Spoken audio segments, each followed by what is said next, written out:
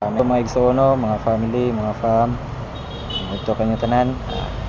Sa awan 5:14 nagaingon dire ug makasalig kita sa Dios nga bisag unsay atong pangayoon kaniya sumala sa iyang kabubuton dunggon gayud kita niya. Muna nga ug giayon na kay ka, gihilingan na ka, naayon na ka sa atong buhi nga Dios. Padayon na jud ka pagpangalagad kaniya. Murag ang imong isilbing i-maintenance ang Biblia. Ang nakasulat sa Biblia imo na siyang pirmi basahon, mo na sa silbing imong i-maintenance nga imbis sa una idili nimong maintenance tambal. Karon ang Biblia na ang nakasulat sa Biblia ug paminaw sa mga instruction nga naa sa Biblia ug sa mga propeta nga nagamit sa Ginoo para di kabandikan sa mga sakit.